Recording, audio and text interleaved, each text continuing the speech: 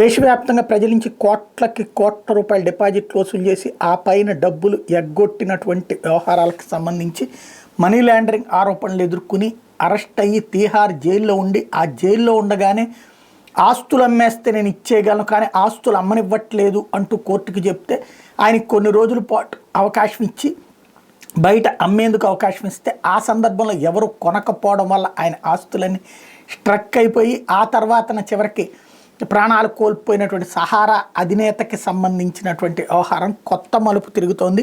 సుబ్రతో రాయ్ ఎవరైతే సహారా సంస్థల అధినేత సుబ్రతో రాయ్ తీహార్ జైల్లో ఉన్నటువంటి సందర్భంలో ఆయనకి సకల సదుపాయాలు కల్పించబడ్డాయట.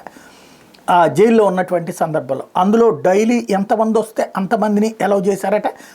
అట్లాగే చివరికి ఎయిర్ హోస్టెస్లు కూడా జైలుకి వస్తూ ఉండేవాళ్ళట, వాళ్ళందరికీ లోపలికి అలౌడ్ అట. అట్లాగే అక్కడ లిక్కర్ కూడా ఆయనకి ఎంత తాగితే అంత అరేంజ్ చేసేవాళ్ళట. ఈ మొత్తానికి సంబంధించినటువంటి విషయం అక్కడ జైలు అధికారులకి వాళ్ళకి మధ్యన లాలుచి కుదిరేది. అయితే ఈ లిక్కర్కి సంబంధించి ఈయన అప్పట్లో superintendent Sunil Gupta Tihar jail visit చేసినటువంటి ఆకస్మిక తనిఖీ చేసినటువంటి సందర్భంలో లిక్కర్ భారీ ఎత్తున దొరికింది ఆయన సెల్లో. దాంతోపాటుగా సెల్ ఫోను ఇతరత్రా దొరికినాయి. ఆ వ్యవహారానికి సంబంధించిన విషయాన్ని ఇప్పుడు కేజ్రీవాల్ దిగిపోయాక ఒక నిజాన్ని చెప్పుకొచ్చాడు.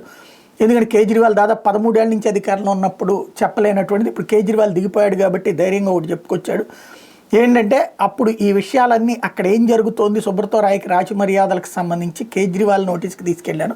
కేజ్రీవాల్ దాన్ని లైట్ తీసుకోమన్నాడు. అంటే తద్వారా అవన్నీ ఆ సదుపాయాలు ఆపనివ్వద్దు కొనసాగనివ్వండి అని నాకు చెప్పాడు అన్నటువంటి పాయింట్ చెప్పుకొచ్చారు.